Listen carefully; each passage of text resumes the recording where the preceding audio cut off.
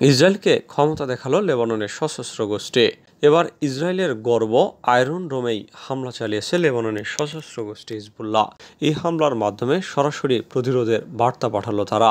শুক্রবার middle east আইর এক প্রতিবেদনে বলা হয়েছে, গত বুধবার হিজবুল্লাহ লেবাননের সীমান্ত থেকে প্রায় ৩ কিলোমিটার দূরে রামট নাফাতালিতে ইসরায়েলের আয়রন ডোম লঞ্চারে আঘাত করে।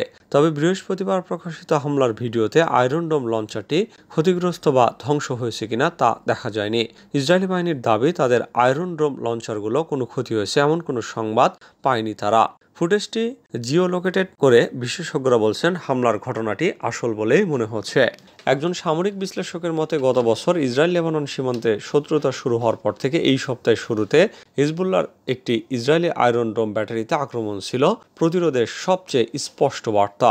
সামরিক বিশ্লেষক মুস্তফা আসাদ বলেছেন, হিজবুল্লাহ ধীরে ধীরে তার দখলে থাকা অস্ত্রের একটি ছোট নমুনা প্রকাশ করেছে। ইসরায়েলকে জানিয়ে দিচ্ছে যে প্রয়োজন দেখা দিলে তারা শেষ খেলাটি খেলতে ইচ্ছুক। ধারণা করা হচ্ছে, হিজবুল্লাহ তাদের শক্তিশালী ক্ষেপণাস্ত্র আলমাস-3 দিয়ে ইসরায়েলের আয়রন ডোমকে লক্ষ্যবস্তু করেছিল। বিশ্লেষকদের মতে, আলমাস-3 এমন একটি অস্ত্র যা ইসরায়েলিরা সহজেই মোকাবেলা করতে পারে না। এটি একটি ফাইবার অপটিক রিলে তারের সঙ্গে যুক্ত, যা একটি ইলেকট্রো অপটিক্যাল গাইডেন্স সিস্টেম দ্বারা পরিচালিত হয়। কৌশল পরিবর্তন ইমরান খানের, পাকিস্তানের রাজনীতিতে নতুন মোড়। পাকিস্তানের রাজনীতিতে অনেকটা বীরের মতো উত্থান ছিল সাবেক প্রধানমন্ত্রী ইমরান খানের। পদত্যাগ করার পরেও কথাবার্তা চলাফেরায় ছিল খুরের মতো ধার। তাই তাকে জেলে ঢুকিয়ে নির্বাচন করে নওয়াজ শরীফের দল। এমনকি তার রাজনৈতিক দল পাকিস্তান তেহরিকে ইনসাফকে নিষিদ্ধ করা হয়। তারপরও ভেঙে যাননি তিনি। আবারও নতুন করে রাজনীতির মাঠে নামার কৌশল আঁকছেন। জিও নিউজের এক প্রতিবেদনে শুক্রবার এই তথ্য জানানো হয়। প্রতিবেদনে বলা হয়েছে, পিটিআর প্রতিষ্ঠাতা চেয়ারম্যান তার আগের কঠোর অবস্থান থেকে আরও নমনীয় হওয়ার সিদ্ধান্ত নিয়েছেন। পাশাপাশি চলমান রাজনৈতিক উত্তেজনা কমানোর জন্য তিনি তার দলের নেতাদের সংসদের ভেতরে এবং বাহিরে যোগাযোগ স্থাপনের নির্দেশ দিয়েছেন। জিও নিউজ জানায়, তার দলের নেতৃত্বে যারা আছেন তাদের সংসদের বাহিরে বিভিন্ন রাজনৈতিক দলের সঙ্গে আলোচনা করার নির্দেশ দিয়েছেন ইমরান খান। অপরদিকে সংসদের ভেতরের আইন প্রণেতারা ক্ষমতাসীন জোট সরকারের দলগুলোর সঙ্গে সম্পর্ক বাড়ানোর নির্দেশনা দিয়েছেন তিনি। একদিন আগে সুপ্রিম কোর্টে শুনানির জন্য হাজির হয়েছিলেন ইমরান খান। সেখানে পাকিস্তানের প্রধান বিচারপতি কাজী ফয়েজ ইসার সঙ্গে সাক্ষাৎ করে কথা বলেন তিনি। এরপরই পিটিআই প্রতিষ্ঠাতা ইমরানের কাছ থেকে এই সব সিদ্ধান্ত আসে। শোনা যাচ্ছে, প্রধান বিচারপতি ফয়েজ ইসা পরামর্শ দিয়ে বলেন, পাকিস্তানের সমস্যার সমাধানে সাহায্যের জন্য ইমরান খানকে সংসদে যাওয়া উচিত, কারণ দেশকে রাজনৈতিক জটিল সমীকরণ থেকে বের করে সামনের দিকে এগিয়ে নিতে হবে। ইউরোপে যুদ্ধের আশঙ্কা, প্রস্তুত থাকতে বললেন জার্মান প্রতিরক্ষামন্ত্রী। ইউরোপ জুড়ে যুদ্ধ ছড়িয়ে পড়ার আশঙ্কা প্রকাশ করেছেন জার্মান প্রতিরক্ষামন্ত্রী বরিস পিস্টোরিয়াস। এজন্য তিনি জার্মান নাগরিকদের প্রস্তুত থাকতে বলেছেন। জার্মান সংবাদ মাধ্যম ডয়েচে ভেলের প্রতিবেদনে এই তথ্য জানানো হয়েছে। গত বুধবার বরিস পিস্টোরিয়াস বলেন, জার্মান নাগরিকদের যে কোনো সময়ে বাধ্যতামূলক সামরিক চাকরিতে যুক্ত হওয়ার প্রয়োজন হতে পারে। এজন্য সবাইকে প্রস্তুত থাকতে হবে। প্রতিরক্ষামন্ত্রী আরও বলেন, 2029 সাল নাগাদ যুদ্ধের আশঙ্কা রয়েছে। এজন্য জার্মান সশস্ত্র বাহিনীকে এখন থেকেই শক্তিশালী করে গড়ে তুলতে হবে। ডয়েচে ভেলের প্রতিবেদনে বলা হয়েছে, জার্মানির পার্লামেন্ট বুন্ডেসটাগে প্রশ্নোত্তর পর্বে অংশ নিয়েছিলেন প্রতিরক্ষামন্ত্রী বরিস। তখন এক প্রশ্নের জবাবে তিনি বলেন, আমাদের অবশ্যই 2029 সালের যুদ্ধের জন্য প্রস্তুত থাকতে হবে। সবচেয়ে খারাপ পরিস্থিতি এড়াতে প্রতিরোধ ব্যবস্থা গ্রহণ করা জরুরি। বরিস পিস্টোরিয়াস আরও বলেন, জরুরি অবস্থা থেকে দেশকে রক্ষা করার জন্য আমাদের শক্তিশালী পুরুষ এবং নারী প্রয়োজন। এজন্য দেশের তরুণদের বাধ্যতামূলক সামরিক বাহিনীতে যুক্ত করা হতে পারে। মোদির চেয়ে বেশি ব্যবধানে জিতেছেন 224 প্রার্থী। ভারতের সদ্য সমাপ্ত 18তম লোকসভা নির্বাচনের ফল বিভিন্নভাবে বিশ্লেষণ করা যেতে পারে, কিন্তু তার সব কয়টিরই কেন্দ্রে থাকবেন নরেন্দ্র মোদী, কারণ বিজেপি এই নির্বাচন তারই নামে লড়েছে।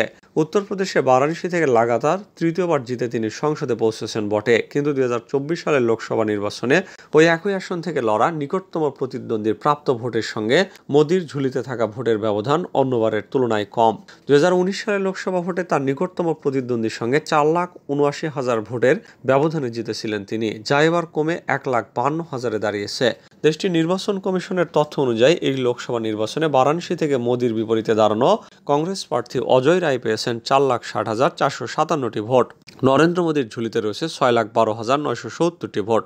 ভোটের এই ব্যবধান এভাবে বিশ্লেষণ করা যেতে পারে যে, লোকসভার 542টি আসনের মধ্যে 224টি আসনের জয়ী প্রার্থীরা নরেন্দ্র মোদীর চেয়েও আরও কতটা বেশি ব্যবধানে জয়ী হয়েছেন। তালেবানের সাথে সম্পর্ক গড়ার পথে রাশিয়া। তালেবানকে নিষিদ্ধ সন্ত্রাসী সংগঠনের তালিকা থেকে বাদ দেওয়ার প্রস্তাব করেছে রাশিয়ার বিভিন্ন মন্ত্রণালয়। এরপরে তালেবান সরকারের একটি প্রতিনিধি দল ইন্টারন্যাশনাল ইকোনমিক ফোরামের বৈঠকে অংশ নিতে সেন্ট পিটার্সবার্গে পৌঁছেছে। তালেবান প্রতিনিধি দল 2022 সালে প্রথম সেন্ট পিটার্সবার্গ ইন্টারন্যাশনাল ইকোনমিক ফোরামে যায়। তখন এই নিয়ে কেবল রাশিয়া নয়, পুরো বিশ্বেই অনেক আলোচনা হয়েছিল। রাশিয়ার পররাষ্ট্র ও বিচার মন্ত্রণালয়ের নিষিদ্ধ সন্ত্রাসী সংগঠনের তালিকা থেকে তালেবানকে বাদ দেওয়ার প্রস্তাব দেওয়ায় এবারের সফর আবার আলোচনায় উঠে এসেছে। তালেবান এবং আফগানিস্তানের বর্তমান নেতৃত্বের সাথে সম্পর্ক গড়ে তোলার জন্য এই পদক্ষেপটি প্রয়োজনীয় ছিল বলে মন্তব্য করেছেন রুশ প্রেসিডেন্ট ভ্লাদিমির পুতিন।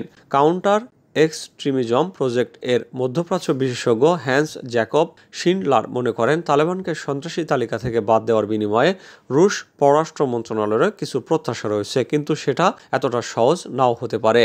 শিনলার বলেন, বাড়তি ছাড় নিতে সবসময় তালেবান খুবই ইচ্ছুক, কিন্তু প্রতিদান দেওয়ার বিষয় এলেই সেটা জটিল হয়ে যায়।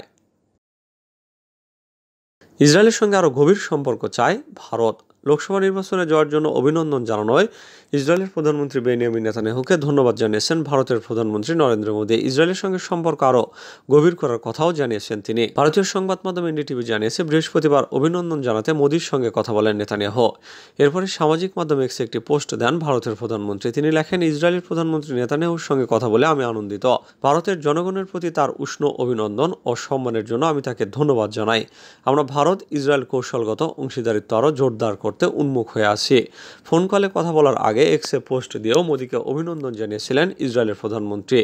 মোদী এবং তার দল বিজেপির জয় ভারত ইসরায়েলের সম্পর্ককে অনন্য উচ্চতায় নিয়ে যাবে বলে নিজের প্রত্যাশার কথা জানান নেতানিয়াহু। বুধবার এক্সে দেওয়া ওই পোস্টে নেতানিয়াহু বলেন, প্রধানমন্ত্রী নরেন্দ্র মোদী টানা তৃতীয়বারের মতো নির্বাচনে জয় পাওয়ায় আমি তাকে উষ্ণ অভিনন্দন জানাচ্ছি। আশা করছি তার নতুন মেয়াদে ভারতের সঙ্গে ইসরায়েলের সম্পর্ক নতুন উচ্চতায় পৌঁছাবে। প্রয়োজন শেষে আমেরিকা জেলেনস্কিকে ছুঁড়ে মারবে। রাশিয়া বলছে, মার্কিন যুক্তরাষ্ট্র এবং তার পশ্চিমা মিত্ররা ততদিনই ইউক্রেনের প্রেসিডেন্ট ভলোদিমির জেলেনস্কিকে ক্ষমতায় রাখবে যতদিন তিনি পাশ্চাত্যের স্বার্থ রক্ষা করবেন। এরপর আমেরিকায় তাকে ছুঁড়ে ফেলে দেবে। রুশ প্রেসিডেন্টের আবাসিক দপ্তর ক্রেমলিনের মুখপাত্র দিমিত্রি পেসকভ সেন্ট পিটার্সবার্গ আন্তর্জাতিক অর্থনৈতিক ফোরামের অবকাশে ইসভেস্তিয়াকে দেওয়া এক সাক্ষাৎকারে এই মন্তব্য করেন। রুশ প্রেসিডেন্ট ভ্লাদিমির পুতিন সম্প্রতি জেলেনস্কি সম্পর্কে যে মন্তব্য করেছেন সেই সম্পর্কে এই সময় পেসকভকে প্রশ্ন করা হয়। উত্তরে তিনি বলেন, নিঃসন্দেহে জেলেনস্কিকে সময়মতো সরিয়ে দেওয়া হবে। পুতিন সম্প্রতি এক বক্তব্যে বলেছিলেন, পশ্চিমারা এরই মধ্যে ইউক্রেনের প্রেসিডেন্ট পদে বসানোর জন্য কয়েকজনের নাম বিবেচনা করছে। একই সঙ্গে তিনি ইউক্রেনের প্রেসিডেন্টের মেয়াদ 20 মে শেষ হয়ে যাওয়ার পরও বেআইনিভাবে ক্ষমতায় থেকে যাওয়ার জন্য জেলেনস্কিকে দায়ী করে বলেন, তিনি অভ্যুত্থানের মাধ্যমে ক্ষমতা দখল করে রেখেছেন। জেলেনস্কি অবশ্যই ইউক্রেনের একটি আইনের অজুহাত দেখিয়েছেন, যেখানে জরুরি অবস্থা জারি থাকার সময় নির্বাচন অনুষ্ঠান নিষিদ্ধ করা হয়েছে। তিনি বলেছেন, রাশিয়ার সঙ্গে চলমান যুদ্ধের একটা হেস্তনেস্ত না হওয়া পর্যন্ত তিনি ক্ষমতায় থাকবেন। তবে ইউক্রেনের সংবিধানের সামরিক আইন জারি থাকা অবস্থায় ক্ষমতা ধরে রাখার ব্যাপারে সুস্পষ্ট কোনো বক্তব্য নেই। এছাড়া নির্বাচন করা যাবে না এমন সুস্পষ্ট কোনো কথাও দেশটির সংবিধানে নেই।